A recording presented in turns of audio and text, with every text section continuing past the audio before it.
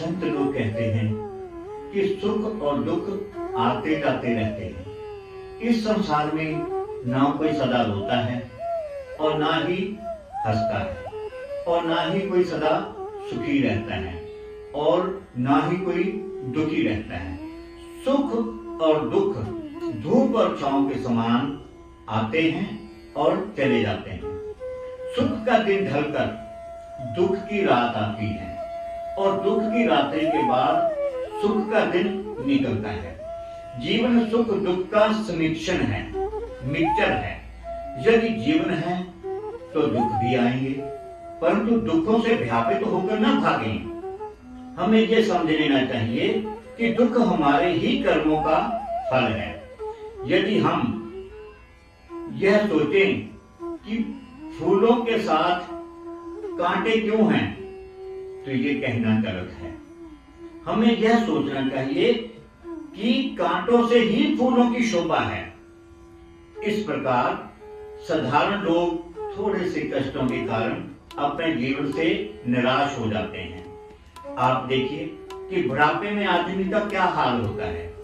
कमर झुक जाती है, चाल धीमी हो जाती है, दांत गिर जाते हैं, आंखों से दिखाई नहीं देता, मुंह से लार टपकती है और मान सम्मान नहीं करता। कोई मान सम्मान नहीं करता, स्त्री भी नहीं पूछती, पुत्र शत्रुओं सा व्यवहार करने लगता है। बुढ़ापा भी बड़ा दुखदायी होता है। दुनिया रूपी सराय, ये समस्त दुनिया तो एक मुसाफिर खाना है, सराय है। दुनिया रूपी सराय में रहते हुए भी उससे निर्लेप रहा करो। जैसे कमल का फूल पानी में रहता है परंतु पानी की एक बूंद भी उस पर नहीं ठहरती, उसी प्रकार संसार में रहो। जैसे नौका में कई लोग चढ़ते हैं, बैठते हैं, उतरते हैं, परंतु कोई भी उसमें ममता या लगाव नहीं रखता, उसे अपना रहने का स्थान नहीं समझता। ऐसे ही हम भी संसार में सबसे हिल मिलकर रहें, परंतु संसार में अधिक लगाव वाले ना बने। जैसे मुसाफिर खाने में कोई चीजें रखी होती हैं, किंतु मुसाफिर उनसे केवल अपना काम निकाल सकता है, उन्हें अपना मानकर ले जा नहीं सकता। वैसे ही संसार के पदार्थों का शास्त्रानुसार उपयोग तो करो, किंतु उसमें मोह ममता न रखो। वे पदार्थ काम निकालने के लिए ही हैं, उनमें लगाव रखकर अपना जीवन बर्बाद करने के लिए नहीं है। संसार में सभी लोग सदा सुखी, आनंदित और शांतिपूर्ण जीना चाहते हैं, परंतु अपने मन को वश में नहीं करते। मन को वश में करने से ये सभी वस्तुएं सहज में ही प्राप्त हो जाती हैं, परंतु लोग मन को वश ना करके मन के वश में हो जाते हैं। जो मन में आया वही खाया, जो मन में आया वही किया। संत व शास्त्र सच्चा मार्ग बताते हैं, परंतु लोग उनके वचनों का आदर आचरण नहीं करते और मन के गुलाम हो जाते हैं।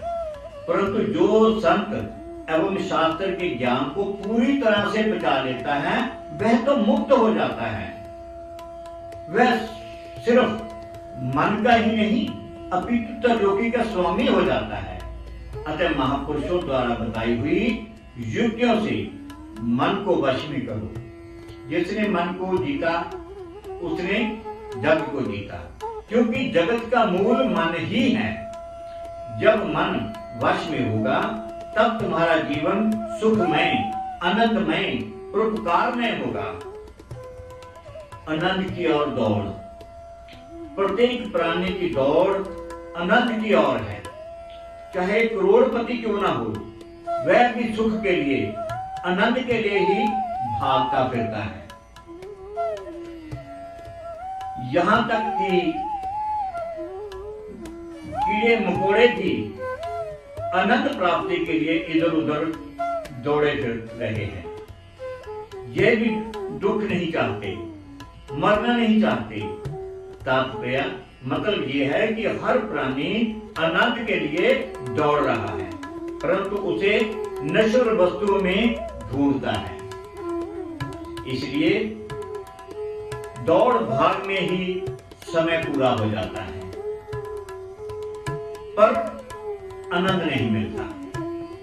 आनंद मिलेगा मन को संसार के विषय में निकालकर अपने अंदर की तरफ ध्यान करो, तब आनंद प्राप्त होगा।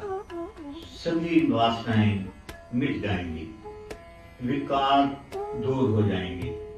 दुनिया में कोई किसी का वैरी नहीं है, मन ही मनुष्य का वैरी और मित्र है। कोई भी व्यक्ति मुसीबत में पड़कर पथ भ्रष्ट होना नहीं चाहता। नदी के तट की ओर तैरकर जो जा रहे मुसाफिर को नदी में रहने वाले मगरमच्छ घसीटकर बीच में ले जाते हैं, अपना शिकार बनाते हैं। इस प्रकार काम, क्रोध, लोभ, मोह और अहंकार, ये 5 शत्रु हैं। ये मगरमच्छ की तरह मुंह फाड़कर हम पर समय समय पर आक्रमण करते हैं, हमला करते हैं। इनसे बचने का क्या उपाय है? आसान है। यदि वह मन वश में आ गया तो ये शत्रु कुछ भी नहीं कर सकेंगे। मन वश में होता है अभ्यास, वैराग्य और सच्चे संतों की संगति करने से। उत्तर रामायण में कहा है कि सत्संग महान धर्म है। जिसे धर्म का स्वरूप देखना हो उसे सत्संग में जाना चाहिए। अगर सत्संग का हम शब्द, एक शब्द भी यदि आचरण में आ जाए तो बेड़ा पार हो जाता है। यदि मनुष्य शरीर पाकर भी तुमने संत स्वभाव को धारण नहीं किया तो फिर मनुष्य बनकर संसार में आने का क्या लाभ हुआ? हृदय में ज्ञान के सूर्य को जगाना चाहिए, फिर देखिए आनंद ही आनंद प्राप्त होगा। कल का दिन तो चला गया है और आज का दिन हमारे पास है।